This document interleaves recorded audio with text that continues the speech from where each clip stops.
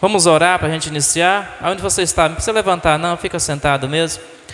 Pai, nós te damos graças nessa noite, Senhor, louvamos a Ti, pedimos, Espírito Santo, neste momento, que o Senhor venha sobre nossas vidas, nos trazendo a revelação, Senhor, do Teu querer, da Tua vontade, ministrando sobre o nosso coração, falando, meu Deus, em nome do Senhor Jesus de Nazaré, com cada um de nós aqui nesta noite, meu Pai, que no nome do Senhor Jesus, Pai, a Tua palavra nessa noite, Pai, ela venha, meu Pai, nos trazer, meu Pai, a revelação da vontade do Senhor para as nossas vidas, ó Deus eterno, que nós possamos entender, meu Pai, aquilo que o Senhor tem, meu Deus, a nos falar nesta noite, Pai, no nome poderoso do Senhor Jesus de Nazaré. Senhor, que seja assim, para louvor, honra e glória do Teu santo nome, no nome de Jesus. E você que crê, diga amém.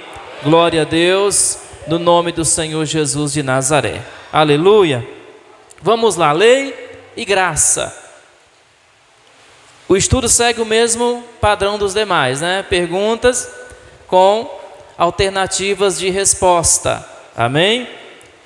Aleluia. Eu quero começar com a primeira pergunta. A primeira pergunta, ela diz: uma vez salvo, salvo para sempre, é uma afirmação verdadeira ou falsa de acordo com a Bíblia? Para você entender, existem algumas denominações cristãs que acreditam nessa teoria de salvo uma vez, salvo para sempre. Mesmo se o cara desviar, se o cara cair no pecado, ele não perde a salvação. Isso é a visão de alguns ministérios, de algumas denominações cristãs, que creem em Jesus, que creem na salvação dessa maneira.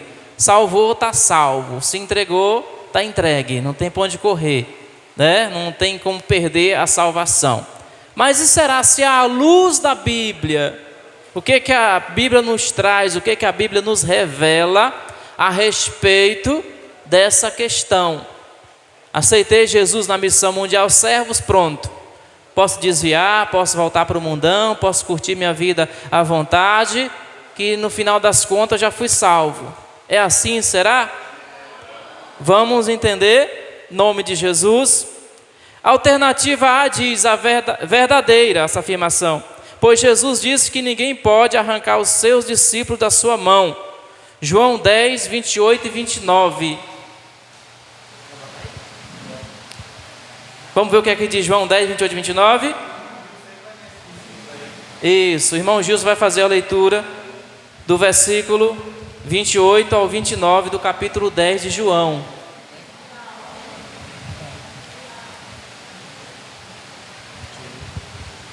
Saúde, paz aí, os irmãos da igreja, todos. 28 a 29, né? E dou-lhes a vida eterna e nunca há de parecer. Ninguém as arrebatará na minha mão.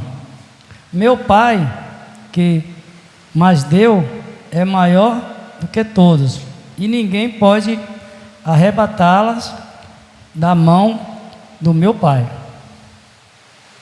É isso mesmo? Isso. A alternativa B diz falsa, pois existem vários textos bíblicos que alertam sobre a possibilidade da apostasia, ou seja, o abandono da fé, por parte de quem já foi salvo. Vamos ler João 15. Nós lemos João 10. João 15, 1, 2 e o 6. João 15, 1. Pode ler do 1 ao 6, irmão Gilson. João 15. Eu sou videira verdadeira e meu Pai é o lavrador.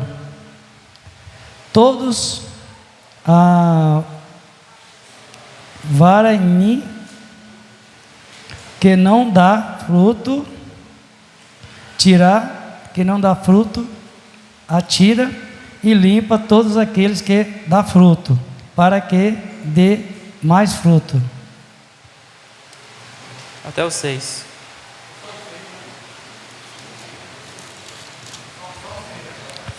O 6.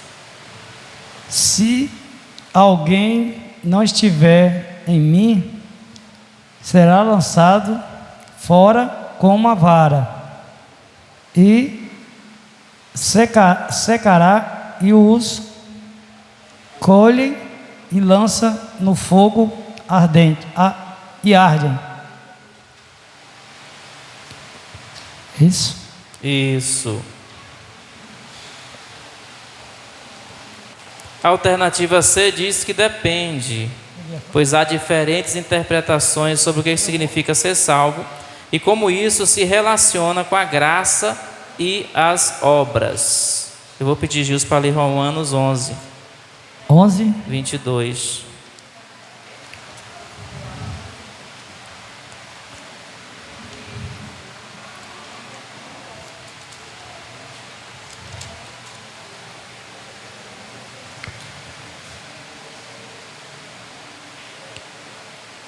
Considera, pois, a bondade e a severidade de Jesus para com os que caíram.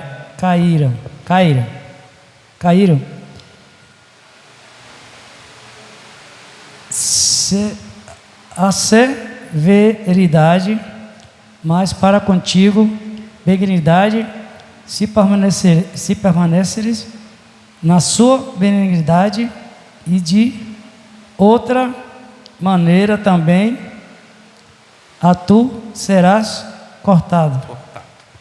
Amém, pessoal? Amém. Isso, deixa eu ler aqui na versão que está ali. Romanos 11, verso 22.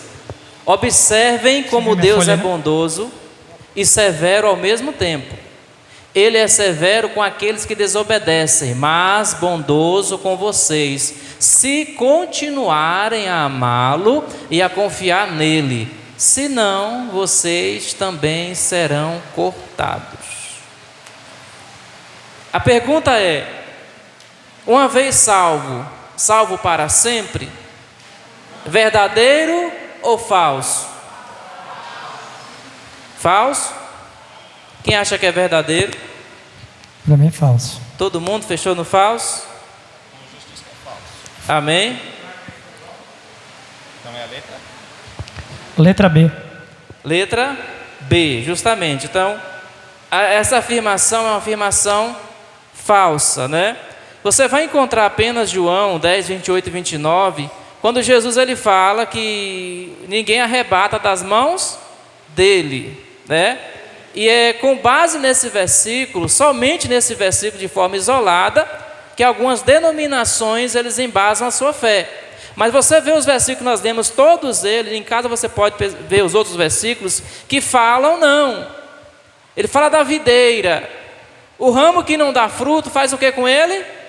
Corta. O ramo fora da videira, morre.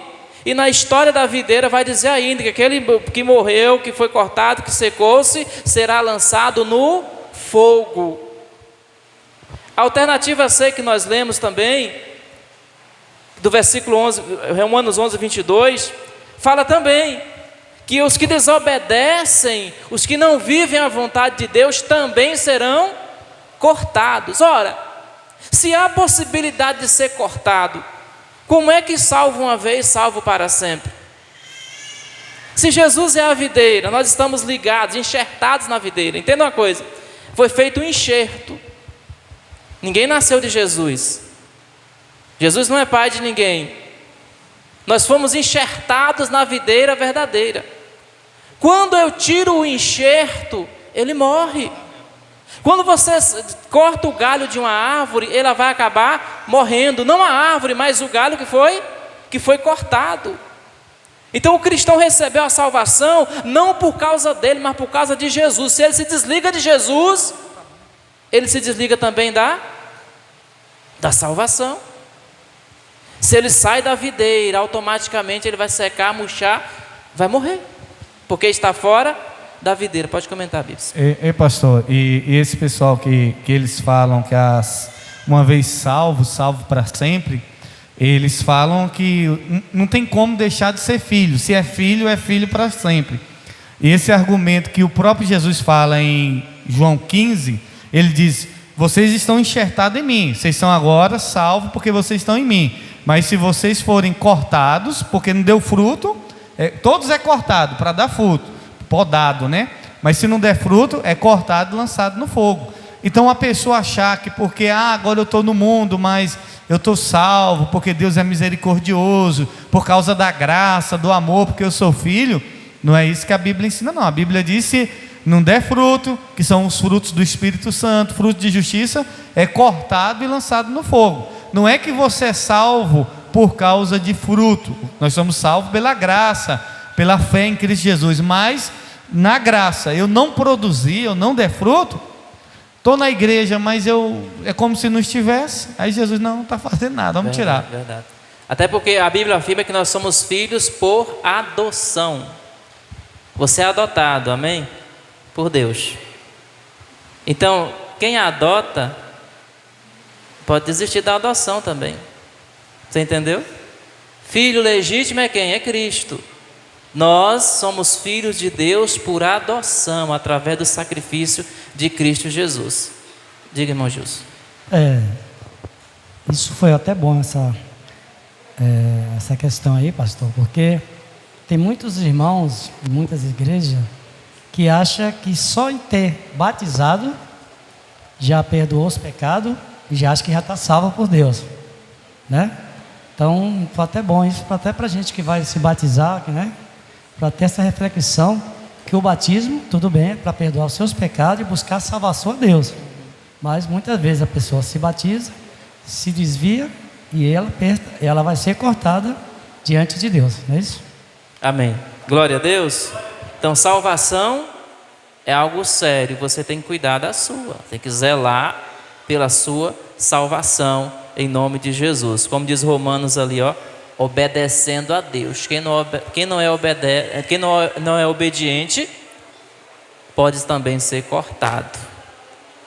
Segunda questão, pastor Nivaldo, pode fazer a leitura da questão, pastor? Amém. Eu vou ler aqui da segunda questão, vou ler Romanos, Efésios, quer dizer.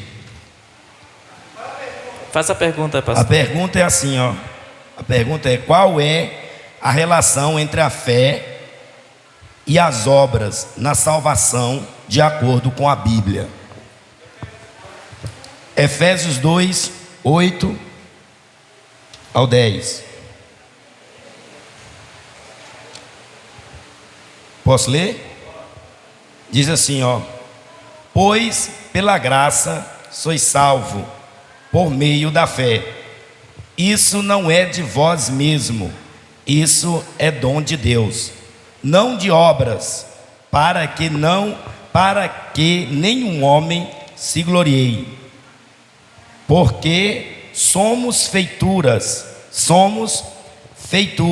sua, criados em Cristo Jesus, para as boas obras, as quais Deus estabeleceu para que andássemos nela.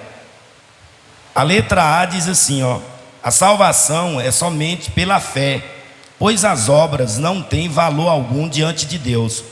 A letra B diz: a salvação é somente pelas obras, pois a fé sem as obras é morta. A letra C diz: a salvação é pela fé, que se expressa em obras, pois as obras são o fruto da fé. Segundo o texto que eu li, eu creio que seja a alternativa C. Alguém mais concorda com o pastor?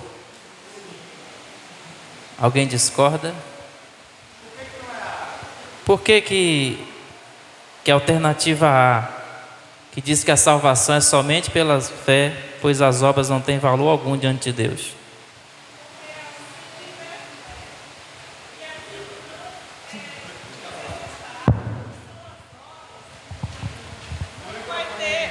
Usa o microfone, irmã, para a gente escutar a senhora bem.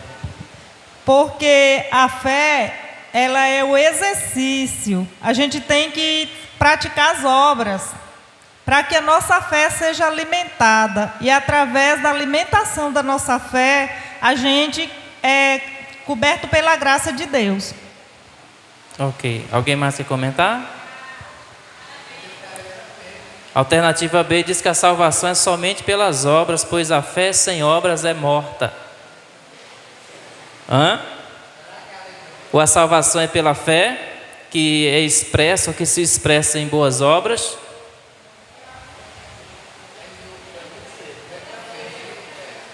Letra C.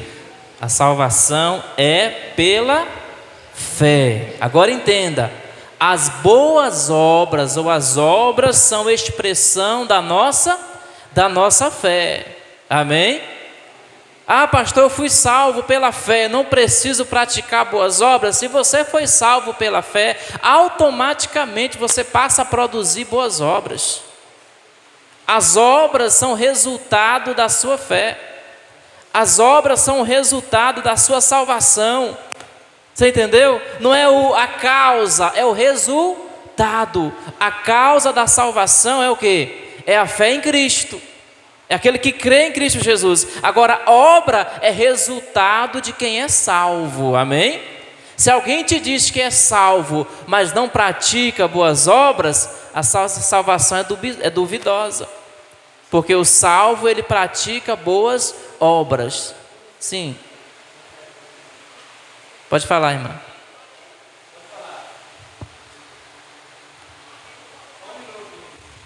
Desligou. São aos milagres, né? A fé e a obra. E os milagres. Sem as obras não tem milagre. E sem fé também. Tem alguma coisa a ver? Eu não compreendi. Repete. Para acontecer milagres, tem que ter fé. Sim. E tem que ter a obra também. Então, como as duas são ligadas, as três? No caso, para Jesus fazer para a gente fazer a obra, a gente vai fazer uma visita na casa de uma pessoa. Aí a questão das arcas, por exemplo, a gente vai fazer a arca na casa das pessoas. E aí, com o passar do tempo, vai acontecendo o milagre, né? A vida da pessoa começa a mudar. Coisas começam a acontecer. A pessoa tem um sonho, o sonho começa a se realizar. No caso, a gente está fazendo a obra, a pessoa tem fé e o milagre acontece? Você está a obra de Deus com obras nossas. A questão nossa aqui é a obra que nós fazemos, as obras que nós realizamos. Milagre é misericórdia de Deus, é graça de Deus, é Deus que faz o milagre, não somos nós. Amém? Agora, quando nós falamos de obras aqui com relação à salvação, é as obras que nós praticamos. Não é se nós fazemos a obra de Deus, por exemplo. É outro tipo de obra. São as suas boas ações, você entendeu? É o seu comportamento como cristão, como cidadão neste mundo. São as suas obras, os seus frutos. Amém? É sobre essas obras que a salvação está ligada. Entendeu? Não é com relação à obra de Deus, em fazer a obra, em pregar o evangelho. Não, essa aí já é uma decisão da pessoa. Não, nessa questão eu sei, pastor, porque nós não fazemos nada sem Deus. Isso. Eu quero saber se tem ligação entre as três, né? No caso, por exemplo, se nós deixarmos de fazer a obra, se nós ficarmos parados, né? Então, assim, por exemplo, tem uma pessoa precisando de uma oração, de uma visita, se a gente deixar de fazer, muitas das vezes, aí a gente fica estacionado o tempo todo, só ali, de igreja para casa, de casa para igreja. E aí? Estamos fazendo a obra, estamos dando frutos, né? No caso, não estamos dando fruto, né? Aí, no caso, seremos cortados. E aí vem a questão do milagre. Se a gente não fizer a obra, se Deus não agir na pessoa, como que a gente vai fazer a obra? Como que Deus vai fazer o milagre se a gente não está fazendo a obra? Amém. Eu tô perdido na sua pergunta. É porque, veja bem, deixa eu definir o que é obra, o que é obra. Amém? Deixa eu só explicar o que é obra que está tratando o estudo e o que é obra que a irmã está falando. Amém?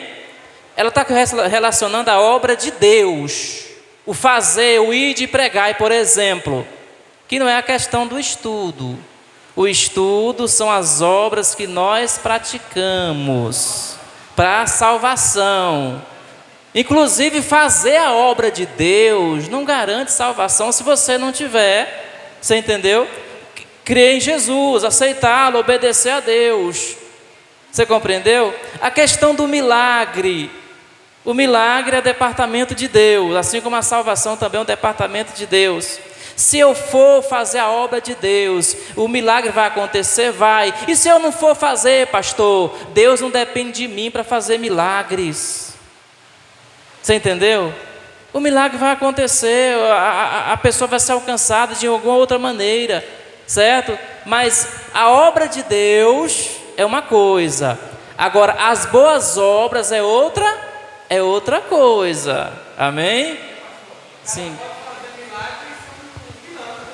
Pode, você não já viu muitos aí que estavam fazendo milagre, de repente saiu o escândalo daquela pessoa? Aleluia. Vamos lá. Sim, gente, a fé sem obras. O que é essa obra aqui? Não é a obra de Deus. Essa obra aqui do texto, dizendo que a fé sem obra é morta, não é relacionado à obra de Deus, ao trabalho da igreja, não. Você entendeu?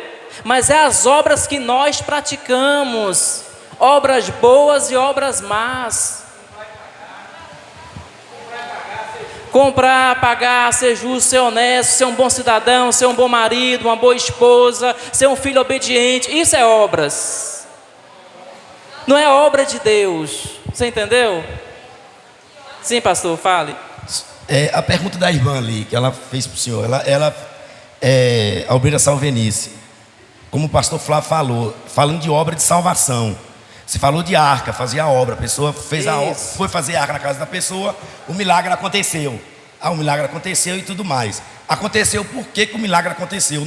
A gente somos apenas um canal usado por Deus. Aconteceu porque a pessoa decidiu acreditar em Deus, a fé dela agora, ela decidiu acreditar em um Deus que pode fazer o milagre, ela mudou a obra dela, a forma dela agir, e Deus agiu na vida dela.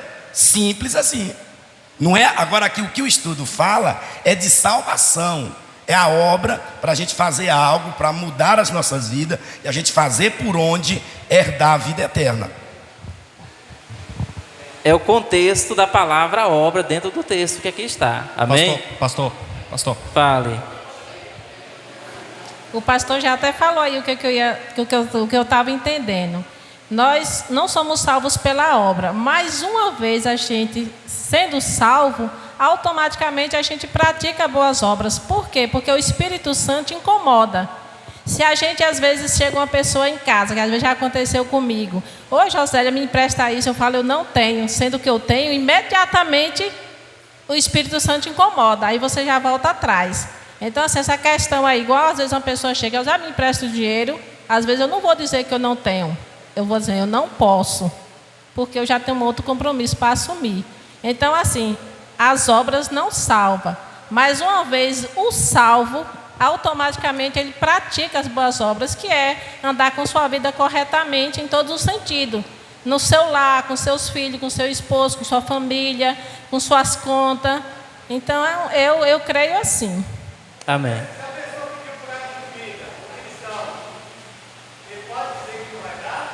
Não, a gente dá aquele prato de comida. Então isso é uma boa obra que a gente não pode negar. Isso. Amém? E com relação à obra de Deus, olha aqui. Quem é salvo tem sede, tem desejo, tem vontade de fazer a obra de Deus. Quem é salvo não fica estacionado, não para, porque o Espírito Santo incomoda, porque ele entendeu que a obra de Deus chegou nele através de um salvo, e ele agora é salvo, ele precisa propagar isso. Isso é fazer a obra de Deus, amém? Glória a Deus, mais um? Não é a próxima pergunta. A próxima pergunta, vamos lá. é a questão 3. Qual é o propósito da lei mosaica, da lei dada por Deus a Moisés? Quem vai? Irmã Edilene. Ednélia, perdão.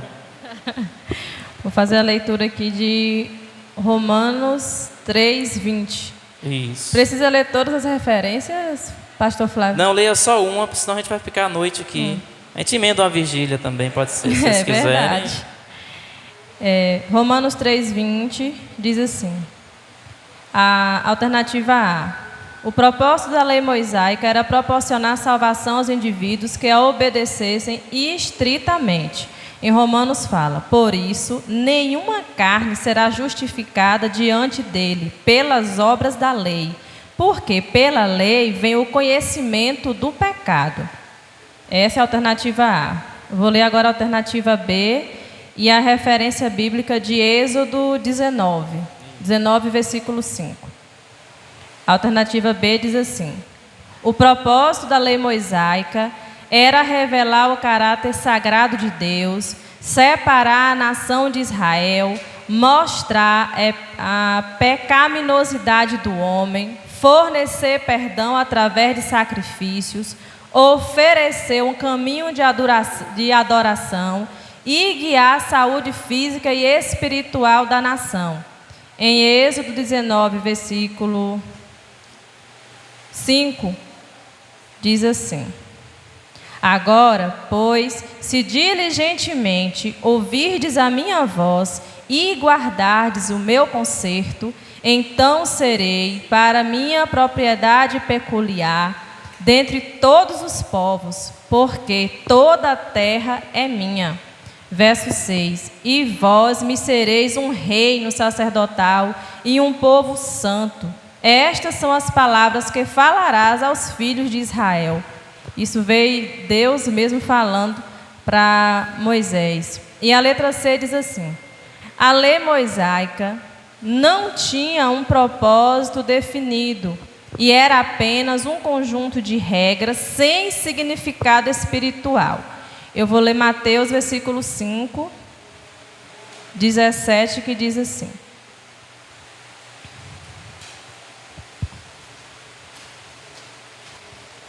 Mateus, versículo 5, 17. Não cuideis que vim destruir a lei ou os profetas. Não vim abrogar, mas cumprir. Porque em verdade vos digo que até que o céu e a terra passem, nenhum jota ou um tio se omitirá da lei, sem que tudo seja cumprido. Na minha concepção, pelo que eu li, eu acredito que a resposta seja a letra B, né? A lei mosaica, que são as regras que Deus deu ao povo dele, e a nação de Israel é uma nação separada. Os judeus é um povo escolhido de Deus. E isso não é só em Velho Testamento, é tanto que em Mateus também diz que ele não veio, né, para destruir a lei, ele veio para se fazer cumprir. Então eu acredito que Deus, através da lei de Moisés, deu direcionamento para o povo dele, como agir, como pedir perdão, né? Foi um ensino. E naquele momento eles precisavam, como nós também precisamos. Hoje aqui é como se fosse a lei de Moisés para nós, é um ensino. É um direcionamento diante da palavra para a gente ter mais discernimento e entendimento da palavra de Deus.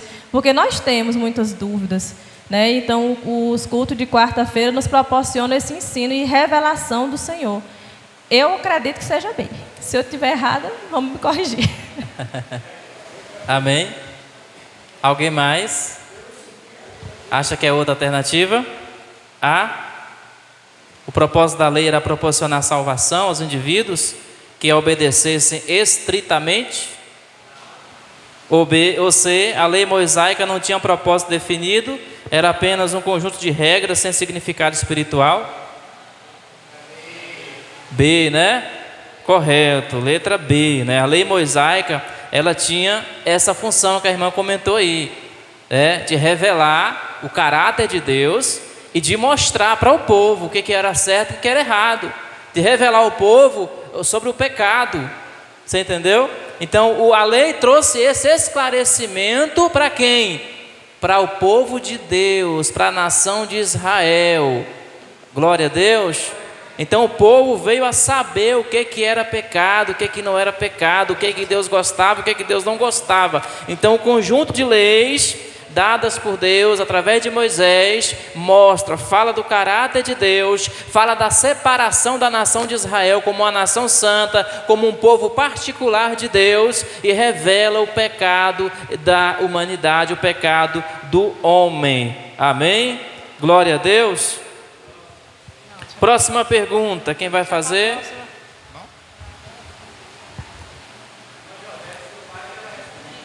Pergunta 4, diz assim, ó: qual é a posição dos cristãos em relação à lei do Velho Testamento? Qual a posição dos cristãos? Cristão é quem crê em Cristo, para clarear aí a sua mente na hora de você responder. Qual a posição do cristão em relação à lei do Velho Testamento? Sim, irmã Josélia. Qual é a posição dos cristãos em relação à lei do Velho Testamento, né? Aqui a referência está lá em Romanos 10, 4. Porque o fim da lei é Cristo, para a justiça de todos aqueles que crê, né? E tem Gálatas também 3, 23 e 25.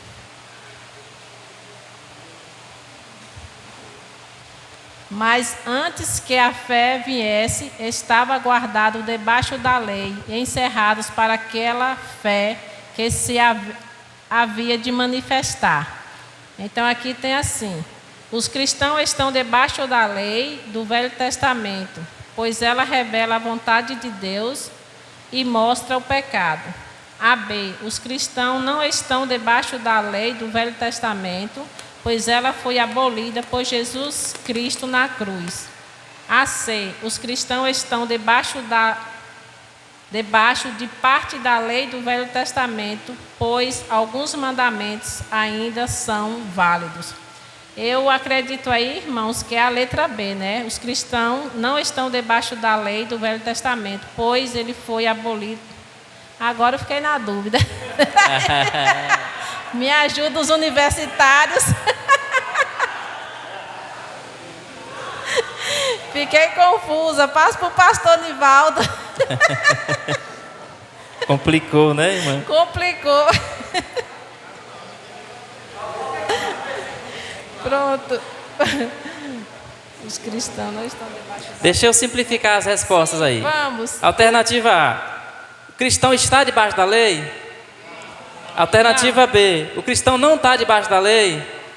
Alternativa C: o cristão está em parte debaixo da lei? Não. Qual que recebeu mais sim? A B. A B. Pois cristãos não estão debaixo da lei. Olha aí, estava certa, só fiquei na Gálatas dúvida. 5:25. Mas depois que veio a fé, já não estamos debaixo de tutor. Então, a lei, ela tá perdurou certo. até onde? Perdurou até Cristo. Cristo, ele diz lá: eu vim e eu cumpri a lei. Cumpriu e encerrou. Amém? Então, o cristão que crê em Cristo, ele não está mais debaixo da lei por causa da fé. Volta o versículo anterior, bispo. 23, né? Mas antes que viesse a fé, lá atrás, estávamos guardados debaixo da lei. Amém? Isso aqui é para quem? Para o judeu. Não é para mim nem para você. Porque nós não conhecemos nem vivemos esse tempo aqui, essa época. Aquele povo que viveu lá atrás, antes de conhecer a fé, ou antes de conhecer Jesus, estavam guardados debaixo da lei e encerrados para aquela fé que havia de se manifestar. Está falando de quem? De Jesus, que ainda havia de se manifestar. Pastor, Jesus manifestou, versículo 25, bispo. 24. De maneira que a lei nos serviu de tutor para nos conduzir a Cristo. Olha o que a lei fez. A lei foi um guia do povo até Jesus, para que pela fé fôssemos justificados, pela fé e não pela lei. Pela fé em quem? Pela fé em Cristo. E o versículo 25 vai dizer: mas depois que veio a fé, depois que o povo conheceu Jesus, depois que Jesus se manifestou para a salvação, já não estamos debaixo de tutor, ok? A lei durou até onde? Até Cristo. Cristo veio cumprir a lei. Cristo veio passar a régua. Você entendeu? A partir dali não é mais lei, a partir dali agora é fé, graça de Deus. Amém ou não amém? Glória a Deus. Só um instante aqui, pastor. Compreendeu, Josélia? Sim, pastor, Edneia. entendi. Agora eu fiquei só com uma pequena dúvida. Que na parte que eu li agora há pouco, fala assim: não vim destruir a lei, mas fazer cumprir. Uhum. E a gente não vive sobre a lei, disso a gente tem entendimento. Mas se a gente não vive sobre a lei, Jesus disse que não veio destruir, fiquei com essa interrogação. Ele veio cumprir a lei. A lei, ela aponta para alguém, ela aponta para Jesus. Isso. A lei aponta para Jesus. Esse versículo o outro versículo é muito esclarecedor a respeito disso. De maneira que a lei nos serviu de tutor. A lei foi boa? Foi. Para nos conduzir a Cristo, para que pela fé fôssemos justificados. O que a lei faz? A lei aponta para o Messias. O Messias veio fazer o quê? Veio cumprir a lei. Por que Jesus veio cumprir a lei? Porque o homem não conseguia cumprir a lei. Nenhum homem ele conseguiu cumprir a lei. Jesus veio ao mundo como um homem para cumprir a lei. Jesus não vai tropeçar em nenhum ponto da lei. Ele vai cumprir ela integralmente. Amém? Hein, pastor? E antes de Jesus, nenhum homem cumpriu a lei, porque ela é muito difícil. A única coisa que a lei consegue é mostrar que a gente é pecador. A única coisa que ela consegue. Você é pecador e necessita de um Salvador. Não tem como você cumprir a lei. Ainda que você tente, ainda que você não consegue, porque ela é muito perfeita. E só Jesus conseguiu cumprir a lei na perfeição. Compreendeu, irmã Dina? Obeiro Pedro. Nós somos novas criaturas em Cristo e não nova criatura na lei. E tem muitas doutrinas aí que nenhum de nós é capaz de cumprir a lei. Isso é fato. É simples o entendimento desse negócio. Agora, muita gente está nessa doutrina do Velho Testamento, nessa religião do Velho Testamento lá atrás. Não está vivendo Cristo por conta da lei, porque nenhum de nós somos capazes de cumprir a lei, jamais. Se nós errar, a Bíblia é bem clara, se nós errar uma só, a gente é culpado de todos, então não tem como. A obreira Rosa tem uma pergunta para fazer. Sim, fácil. Pergunta fácil, Rosa. É porque na palavra fala em cumprir, e aqui está falando em abolir. O que significa abolir?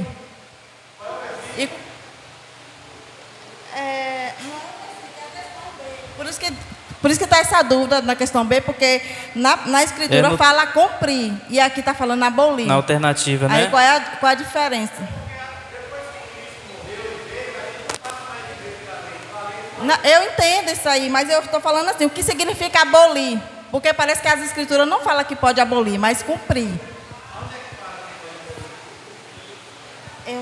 É a alternativa B.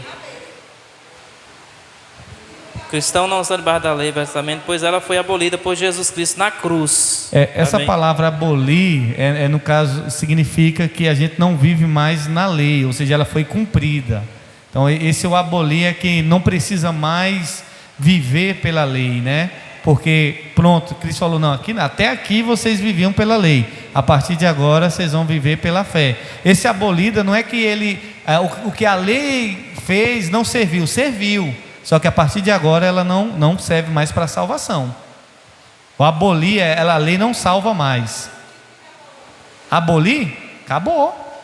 A lei, quando chegou em Cristo, ela acabou.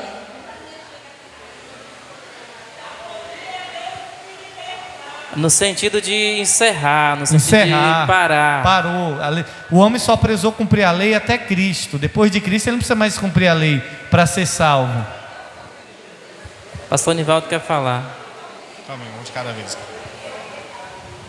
Porque a lei aqui, gente, ela não serve mais como salvação, como base de salvação, e sim de organização. E para cumprir, para uma questão de organização, de respeito, de método de vida. Porque já pensou se não tivesse a lei de trânsito? Seria uma bagunça.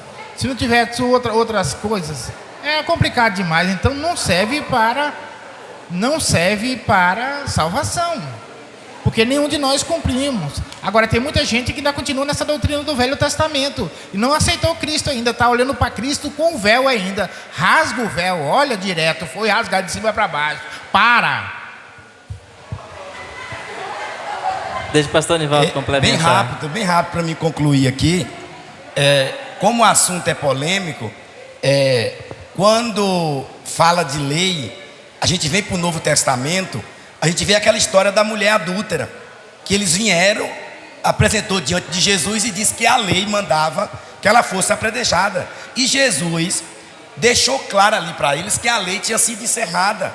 Jesus disse para ele: aqueles que não tiver pecado, que atire a primeira pedra.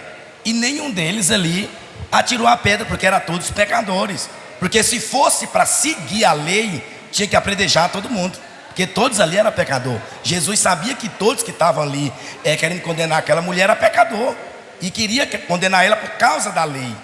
Mas Jesus deixou claro ali que a lei, depois da vinda dele, agora era pela fé. Amém. Glória a Deus. Esse comentário do pastor Nivaldo é muito esclarecedor, que é algo que aconteceu quando Jesus estava na terra, que chegaram querendo usar o quê? A lei. E Jesus disse o quê? Quem não tem pecado, atire a primeira pedra. Em outras palavras, a lei não resolve. A lei não está resolvendo. Porque se fosse para apedrejar, ia ser um troca de pedra para todo lado, que todo mundo tinha pecado, todo mundo devia para a lei, todo mundo estava debaixo da lei, todo mundo estava errado. Então não tinha por que eu ir lá acusar a mulher do erro dela, porque eu também tinha erro. Então Jesus está dizendo para aquele povo: olha, a lei não resolve essas questões. Agora é graça, agora é fé. Amém ou não amém? Pergunta de número 4. Salvenice, cadê Salvenice? Quer ler, Salvenice? Pergunta 4. É a 5? É a 5, Salvenice.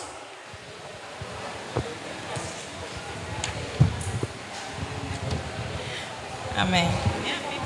Pergunta 5. Espera aí. Eu vou ler de lá. Qual é a lei de Cristo de acordo com a Bíblia? A lei de Cristo é uma lei que se estende a todos com igualdade e que convida a todos sem privilégio. Amar a Deus sobre todas as coisas e ao próximo como a si mesmo. Mateus 22, 37, 40. Põe aí, bispo, que eu não abri a Bíblia não. Põe aí, bispo, que eu não... Está aqui. Mateus 22, 37. Isso. E Jesus disse-lhe: amarás ao Senhor teu Deus de todo o teu coração e de toda a tua alma e de todo o teu pensamento. A letra B fala: a lei de Cristo é uma lei que substitui a lei do Velho Testamento e que dispensa os cristãos de qualquer obrigação moral, cerimonial ou civil, pois eles estão debaixo da graça e não da lei. Mateus 5, 17 e 20. Só Mateus 5, 17 e 20. Não cuideis que vim destruir a lei, ou os profetas. Não vim destruir, mas cumprir. A letra C fala: a lei de Cristo é uma lei que se aplica somente aos apóstolos e aos primeiros cristãos, e que consiste em seguir os ensinamentos e os exemplos de Jesus, conforme registrados nos evangelhos e nas epístolas. João 14, 15, tem aí? A letra C, João 14, 15. Se me amais, guardai os meus mandamentos. Deixa eu ler de novo aqui. A lei de Cristo. É uma lei que... Eu acho que é a letra A, bispo. Letra A, obreira. A lei de Cristo é uma lei que se estende a todos com igualdade e que convida a todos sem privilégio. Convida a todos sem privilégio. Amar a Deus sobre todas as coisas e ao próximo como a si mesmo. A lei de Cristo é uma lei que substitui a lei do Velho Testamento, que dispensa os cristãos de qualquer obrigação. É a letra A. Letra A? Eu acho que é a letra Alguém A. concorda com a obreira Salvenice? A lei de Cristo é uma lei que se estende a todos com igualdade e que convida a todos sem privilégio a amar a Deus sobre todas as coisas e ao próximo como a si mesmo. É isso? É isso que está que o texto que a irmã leu, Mateus 22, versículo 37 até o versículo 40. Pastor, eu aceitei Jesus, não vivo mais debaixo da lei, então agora eu vivo sem lei. Não. Tem lei sim, tem ordem. Senão a coisa perde o rumo. Só que é a nova lei. Qual é a nova lei de Jesus? Amar a Deus sobre todas as coisas e ao próximo como a si mesmo. Se você conseguir fazer isso, você cumpriu toda a lei. Você entendeu? Glória a Deus. Obrigado, Beira.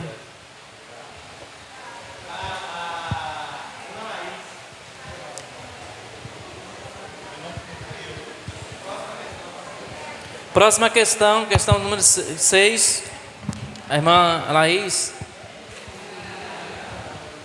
Questão 6 diz assim: Deus exige que os cristãos guardem o sábado. A letra A, sim, pois o sábado é um mandamento eterno de Deus, que revela o seu caráter sagrado e o seu amor pelo seu povo, e que deve ser observado como um dia de louvor e de descanso.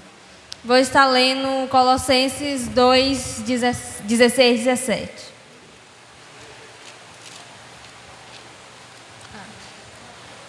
Portanto, ninguém vos julgue pelo comer, ou pelo beber, ou por causa dos dias de festas, ou da lua nova, ou dos sábados.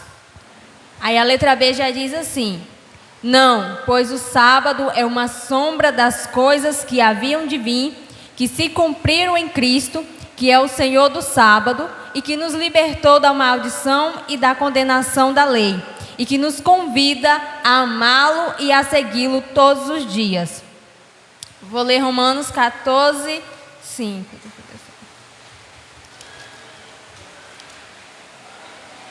Que diz assim: um faz diferença entre o dia e dia, outro julga iguais todos os dias. Cada um tenha opinião bem definida em sua própria mente. E a letra C fala assim: depende, pois o sábado é uma questão de liberdade espiritual, que cada cristão deve estar convencido em sua própria mente e que não deve ser motivo de julgamento ou de contenda entre os irmãos, mas de edificação e de paz. Gálatas 5:1. Estai, pois, firmes na liberdade com que Cristo nos libertou, e não torneis a colocar-vos debaixo do jugo da servidão. Pelos versículos, eu digo que é a letra B. Não, pois o sábado é uma sombra das coisas que haviam de vir, que se cumpriram em Cristo, que é o Senhor do sábado, e que nos libertou da maldição. Que nem foi dito, né? Era uma lei de antigamente, e Deus veio, cumpriu e já nos libertou disso. Colossenses 2, 17 e 18, né? Alternativa B, né, irmã? Ok. Alguém concorda com a irmã? Alternativa B? Alguém discorda? Não, eu tenho que guardar o sábado. Jarim? Vai guardar o sábado? Não, né? Veja bem, o que Colossenses fala, né? Paulo, quando escreve aos Colossenses: portanto, ninguém vos julgue pelo comer ou pelo beber, ou por causa dos dias de festa, ou de lua nova, ou dos sábados, que são sombras das coisas futuras, mas o corpo é de Cristo. Amém? Veja bem, a ordem, vamos dizer assim, sabática, era para os judeus, tá? Começando por aqui. Então, se era para o judeu, não era para mim. Eu sou gentil, você é gentil. Nós não somos de linhagem judaica. Algum judeu aqui? De repente estou enganado. Tem não, né? Então o sábado é para os judeus. Os judeus ainda hoje guardam o sábado. Por quê? Jesus falou, ele veio para o que era seus, mas os seus não receberam. Então os judeus não receberam Jesus. Eles ainda aguardam a vinda de Jesus, então eles ainda cumprem a lei, eles ainda guardam os sábados. Se a lei foi cumprida em Cristo, ela se cumpriu. Então, se ela se cumpriu, eu vivo debaixo da graça de Deus. Eu não sou mais obrigado a viver segundo a lei. Primeiro que a lei não foi para mim, foi para o povo judeu. Nós somos gentios que herdamos a salvação através de Jesus, que cumpriu toda a lei. A lei já foi cumprida, a lei já foi encerrada em Cristo Jesus. Pastor, tem pessoas que acham que se não guardar o sábado, a pessoa não vai ser salva. Então, assim, nós vemos Jesus fazendo milagre no sábado, nós vemos Jesus andando para cima e para baixo no sábado. Inclusive, ele foi acusado de quebrar esse mandamento, né? E Jesus veio mostrar que não é o sábado que salva. E ele diz, tem outros versículos aí, vocês podem ver depois. Ele diz, eu sou o Senhor do sábado. Então eu sou maior do que o sábado. O descanso verdadeiro é em Cristo. Não é que você não tenha que ter um dia de descanso, tem que ter. Mas esse dia de descanso não é o dia que te salva. O que salva é a fé em Cristo e não o sábado, ou não, porque a pessoa pensa, não guardar o sábado para ser salvo. Não salva. Próxima questão. A resposta é a letra? Letra B. Letra B. Não. Hã? A letra? Ana Laís respondeu a qual? B? B. Esse mesmo. Pronto. Agora a Daphne vai responder essa outra aí.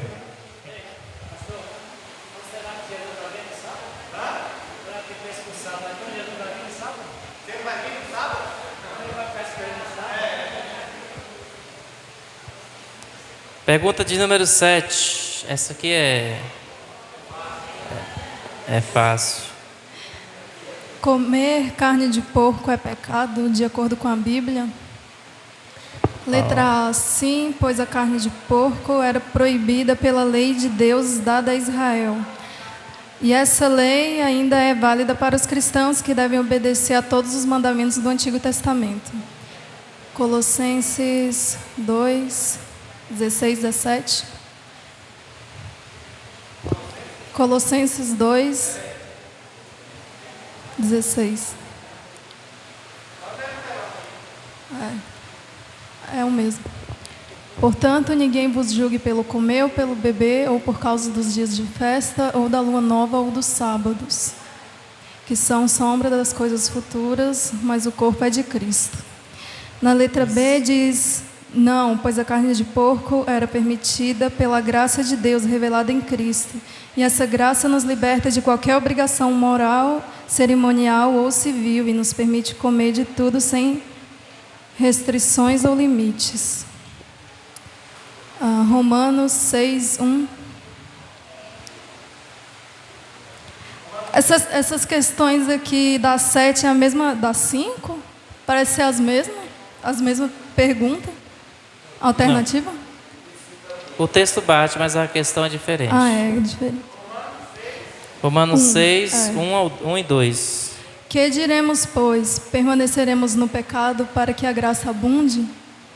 De modo nenhum. Nós que estamos mortos para o pecado, como viveremos ainda nele? E letra C diz: depende, pois a carne de porco é uma questão de liberdade espiritual que cada cristão deve estar convencido em sua própria mente e que não deve ser motivo de julgamento ou de contenda entre os irmãos, mas de edificação e de paz. Romanos 14, 5. Um faz diferença entre dia e dia, mas outro julga iguais todos os dias. Cada um esteja inteiramente seguro em sua própria mente. E o 6. Aquele que faz caso do dia para o Senhor faz, e o que não faz caso do dia para o Senhor não faz. O que come para o Senhor come, porque dá graças a Deus, e o que não come para o Senhor não come e dá graças a Deus. Então, segundo essas alternativas aqui, comer carne de porco é pecado, de acordo com a Bíblia? A pergunta é fácil, mas a resposta sim, não ou talvez. Ou depende.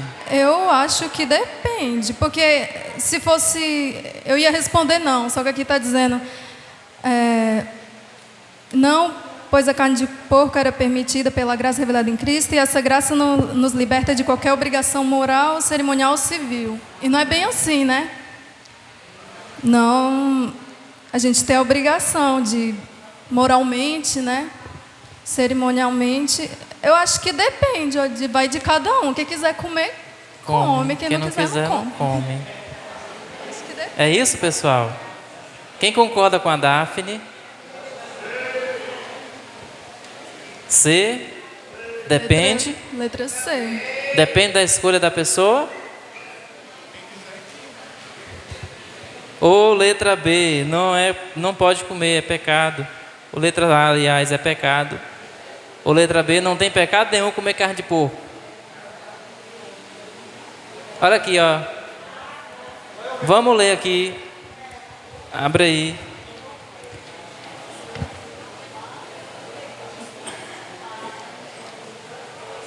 Foi Romanos que ela leu, né? Romanos 14, 5 e 6.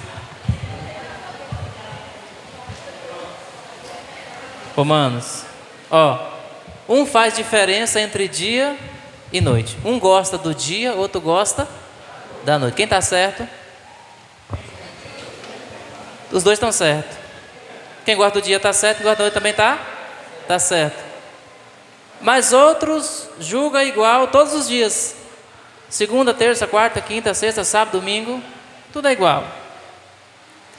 Cada um esteja inteiramente seguro em sua própria mente. Próximo. Aquele que faz caso do dia, para o Senhor faz. E o que não faz caso do dia, para o Senhor não faz. O que come, para o Senhor come, porque dá graças a Deus. E o que não come, para o Senhor não come, e da mesma maneira dá graças a Deus. A questão da carne de porco tem denominações que pregam taxativamente que não pode, porque é pecado, porque o porco é impuro. Por quê? Por causa da lei. Só que parece que esquecem que a lei se cumpriu aonde? Em Jesus. Então, pastor, eu posso comer? Não, depende. Olha o que diz aqui. Gálatas 5, o versículo 13 diz assim, ó: porque vós, irmãos, falando de mim e de você, fostes chamados à liberdade. Eu sou livre para comer ou para deixar de ir, mas eu não posso usar da liberdade para dar ocasião à carne, mas servir-vos uns aos outros. Amém? Então a questão de comer a carne de porco depende. Depende de quê? Passa outro versículo. É Romanos. O que a gente leu agora, porque foi Romanos que a gente leu. 14.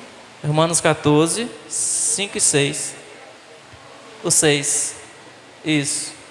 Ou melhor, o 5. Perdão, bispo. Olha o que o versículo 5 encerra assim, ó. Cada um esteja inteiramente seguro em sua própria mente. Olha aqui para mim. Se você botar a carne do porco na sua boca, achando que está pecando, você para de comer, você está pecando. Porque a sua mente te acusa. Agora, se seu irmão do lado está comendo e está gostando e acha que não está pecando, ele não está pecando. Você entendeu? Você está sentado na mesa com alguém que acha que carne de porco é pecado, que se escandaliza se vê alguém comendo. Você não vai comer, para você não dar motivo para o outro pecar. Então tudo depende da escolha. Se eu quero isso, eu como. Ei, pastor, tem gente que diz que é pecado beber Coca-Cola. Isso. Então se ela beber Coca-Cola, é pecado? Para ela é. Porque ela está pecando, a sua consciência está acusando ela. Você entendeu? É questão, tem coisa, gente, que não é Deus que diz pode e não pode. Tem questão que é a nossa escolha. Amém? É a nossa escolha. A irmã vai falar? Irmã Rose vai responder a questão 8.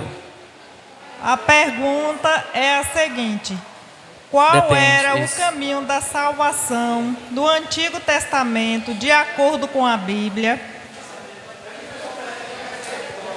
Pessoal, presta atenção na pergunta 8 aí. Questão 8. Qual era o caminho da salvação no Antigo Testamento de acordo com a Bíblia? Temos aqui a questão A. Era pela observância da lei de Deus, dada a Moisés, que incluía mandamentos morais, civis, cerimoniais, e que exigia sacrifício de animais para expiar os pecados do povo. Incorreto, pois o texto mostra que a observância da lei de Deus não podia salvar ninguém, pois ninguém conseguia cumprir toda a lei, e que o sacrifício de animais eram apenas sombras do sacrifício perfeito de Cristo. Vamos aí ver o que Gálatas 3:11 nos fala. 3:11.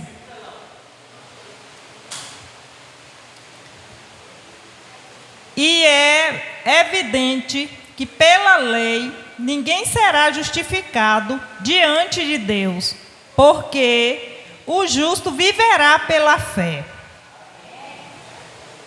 Vamos agora à letra B. Era pela fé na promessa de Deus de enviar um Salvador, que seria o Messias, o servo do Senhor, que sofreria e morreria pelos pecados do povo, e que ressuscitaria para dar vida eterna. Vamos em Gênesis 15:6.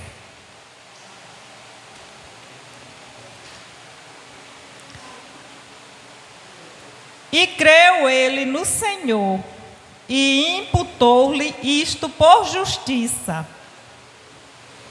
Vamos em Abacuque 2:4.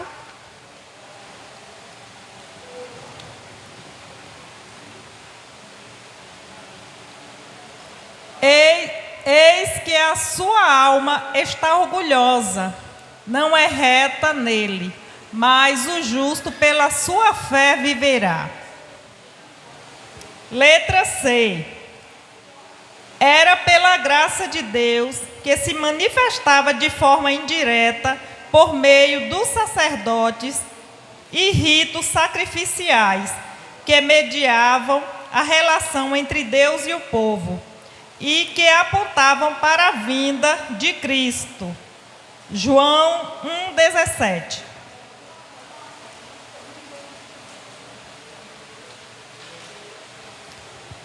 Porque a lei foi dada por Moisés, a graça e a verdade vieram por Jesus Cristo.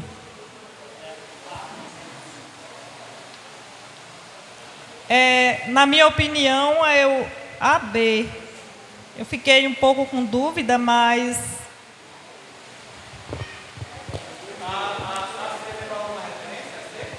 Oi? Sim, sim.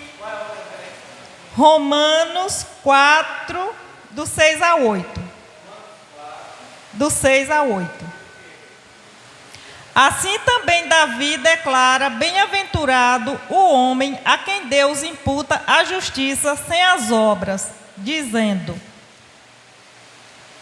bem-aventurado aquele cujas maldades são perdoadas e cujos pecados são cobertos.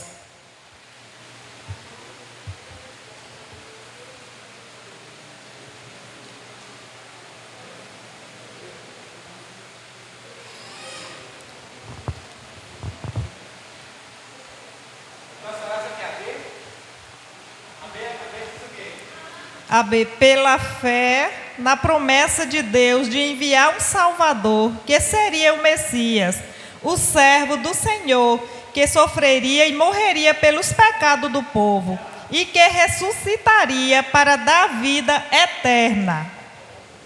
AB está claramente, né, gente? Então a sua opção é a alternativa B. Ok. Olha a pergunta. Qual era o caminho da salvação no Antigo Testamento, lá atrás? Hoje a salvação é como?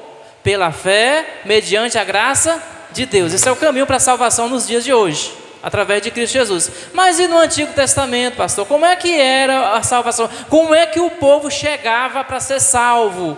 Alcançava a salvação? Ei, pastor, era pela lei? Tem muitos que dizem que é pela lei, mas o homem não conseguia cumprir a lei. Então, se ele não conseguia, ele não era salvo. Ele não era salvo. Então, a opção A diz que é pela lei, a opção B diz que é pela fé, na promessa, e a opção C diz que era pela graça de Deus. A irmã acha que é pela fé. Alguém acha diferente? Olha o Vanderluz. Vanderluz. Pronto. Ó, deixa eu te explicar. Em todo o tempo, a salvação é pela fé. É pela fé. É pela fé. O povo antigo, eles esperavam, eles criam em um Messias, em um Salvador. Ei, pastor, você entendeu? Se você, aí vocês podem, mas como é que é pela fé que Jesus não existia? Mas em Gênesis, Jesus já tinha sido mencionado por Deus, quando Deus disse assim, ó, vai vir um que vai esmagar a cabeça da serpente. Isso. Aí todo o livro de Hebreus você vai ver que pela fé Caim ofereceu sacrifício a Deus e Deus se agradou do sacrifício dele. Pela fé Abraão foi salvo, pela fé Josué, Caleb, aí Moisés, aí nós vamos ver uma história de homens e mulheres de Deus que pela fé alcançaram graça e misericórdia de Deus. Fé em quê, pastor? Fé em uma promessa, fé em algo que estava por vir. Você entendeu? Então eles baseavam a sua fé naquilo que Deus havia prometido, e eles viveram debaixo dessa fé, e por justiça eles foram salvos. Porque eles morreram antes de Jesus chegar, antes da promessa do Salvador chegar. E pela fé, e imputado como justiça, Deus os salvou. Então a salvação desde o início sempre foi pela fé. Desde o início a salvação é pela fé. O que é que mudou? Mudou que hoje a fé é em Cristo. Lá atrás a fé era em uma promessa de um Cristo que estava por vir. Você entendeu? Então quem persistiu nessa fé, nessa promessa do Cristo que estava por vir, esses alcançaram salvação, esses foram justificados por Deus. Hoje você crê em Cristo para a justificação, você é justificado por Cristo, pelo sacrifício de Cristo Jesus na cruz do Calvário, que nos justifica diante de Deus. Amém? Diga, Pedro. Estamos terminando já. Pode ter seu comentário. Gente, eu só queria voltar lá em relação à carne de porco ou outros objetos, seja lá qual ele for. Ninguém não é obrigado a comer o que o outro come. Não enfia nada em garganta dentro do seu irmão, porque ele não gosta de Coca-Cola, ele não gosta de carne de porco. E aquele que come o leitãozinho, a pururuca, coma, beba, assim, não tem problema algum, gente. Para de estar perturbando e atrapalhando a vida do irmão. Deixa o irmão comer. Se você não gostar, sai de perto. Assim, se o irmão...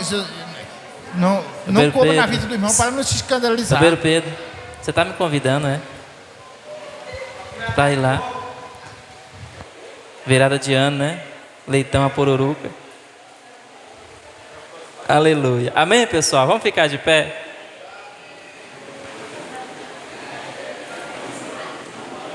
Pessoal, em casa, você senta com mais tempo e você vai meditar nos outros versículos que tem no texto aí, no estudo, para trazer mais esclarecimento à sua mente, amém? Se ficou alguma dúvida com relação ao tema que foi debatido hoje aqui, amém? Glória a Deus. Vamos orar encerrando em nome do Senhor Jesus. Agradeça a Deus por esse momento, por a palavra, por aquilo que Ele colocou no teu coração, em nome do Senhor Jesus. Pai, nós te damos graças essa noite. Agradecemos ao Senhor por cada uma dessas vidas, dessas almas que hoje vieram à tua casa, Senhor, por tua palavra, meu Deus, que trouxe graça, que nos trouxe conhecimento, meu Pai, que iluminou, meu Pai, a nossa mente, meu Deus, em nome do Senhor Jesus. Pai eterno, Deus Todo-Poderoso, que o Senhor continue nos guiando, Pai, debaixo da tua palavra, Senhor, nos ensinando, Pai, a tua verdade, a tua vontade, no nome de Jesus de Nazaré. Pai, leva o teu povo em paz, em segurança, guarde, proteja, livra de todo mal, no nome poderoso do Senhor Jesus de Nazaré. Assim nós oramos, ó Deus, agradecidos, no nome de Jesus. Os que creem, digam amém.